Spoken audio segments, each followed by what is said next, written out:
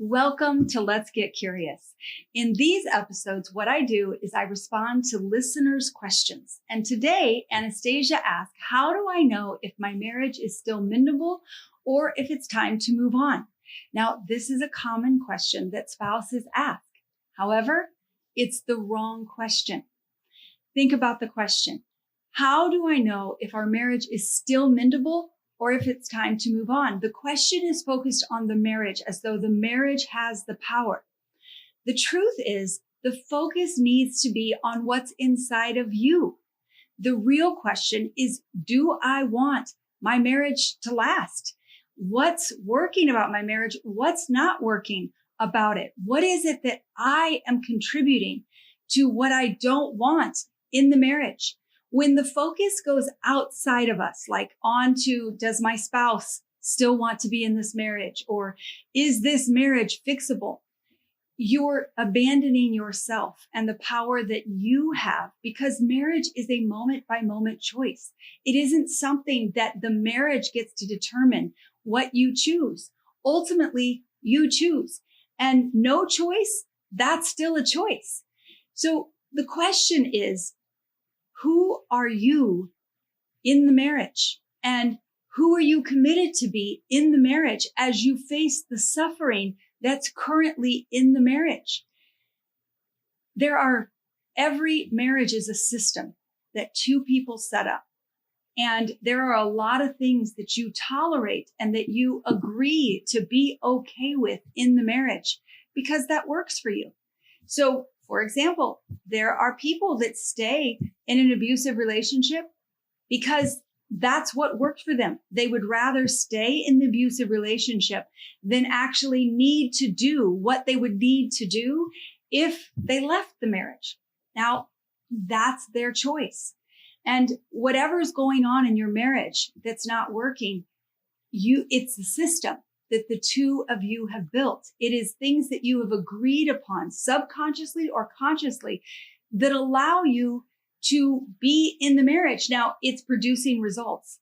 And usually when what we have agreed to or the system that we've built isn't healthy, then it begins to grow more and more negative things. So for example, in our marriage, there was a lot that wasn't working. There's still things that aren't working. You don't ever arrive to a place where everything in the marriage is working. It's what happens in a marriage. Two people come in with their own survival strategies, with their own wounds from the past, with their own limiting beliefs, and together you build a system. So an example of this right now in my marriage is, okay, so this was a while back. We don't really do this system as much, but it still shows up and I still like to pretend it's not existing. So my husband likes to spend money and I prefer to save money. And it isn't that I don't like to spend money or that he doesn't like to save money as well. It's just our preference is, if he had a preference, he would prefer to spend. And if I had a preference, I would prefer to save. So for years, I wouldn't, I would want outfits. We would go shopping. We would go in a store and he would see something. I would see something. We're like, oh my goodness, that's amazing. I would love it. But I didn't feel that I deserved it, or I wanted to look like the one who really wanted to save. So I knew how to work the system. And I would be like, oh, I really, really want it. I really love it, but I just don't think I can spend the money. Well, what I knew was going to happen is that he would be like, you definitely deserve it. It's fine. We can spend the money. It's not a big deal. You can have whatever you want. So I'd wind up being like, I'm trying to say no, and I'm feeling really pressured that you're telling me I need to get this. And he's been like, no, I just think you should get it. I think it looks great on you. So I would get it.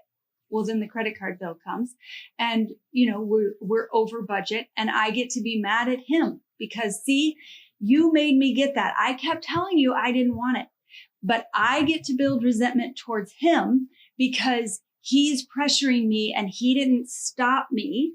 And he gets to build resentment towards me because he's trying to be the nice guy and, give me what I'm asking for, and then I blame him for it. This is a simple example of a system. Every couple has them. And whatever your system is that's not working for you, it's creating despair in your marriage. It's creating resentment and bitterness. And that's building up to the point that you don't want that to continue.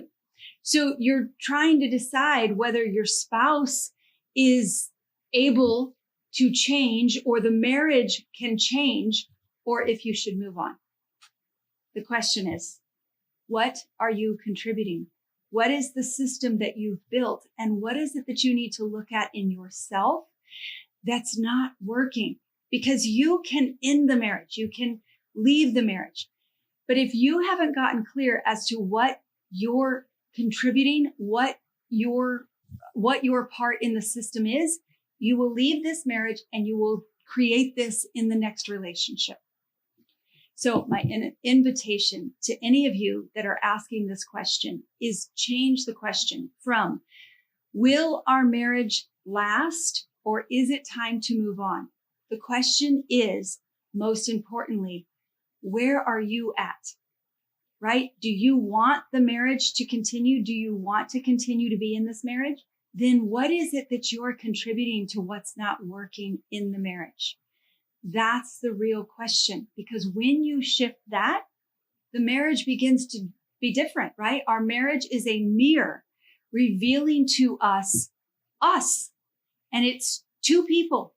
Two people are equally contributing to what's not working in the marriage, and you have the power to change you and work on you. So that's where you begin. And if you can stay in the marriage, if you can recognize your part, if you can stop your part, if you can set the boundaries that are needed for you to be in the marriage, and you can be in the marriage lovingly, respecting your spouse and enjoying the marriage, then the marriage doesn't need to end.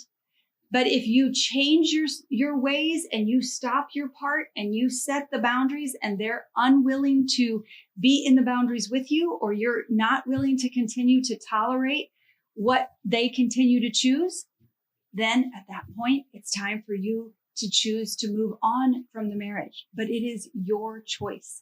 And you must take responsibility for your choice by taking responsibility for you and your part in what's not working. I hope that is helpful for you. Thank you for joining me. I'm Julia Woods, and I am passionate about helping couples create the marriages that they long for. Until next time, stay curious.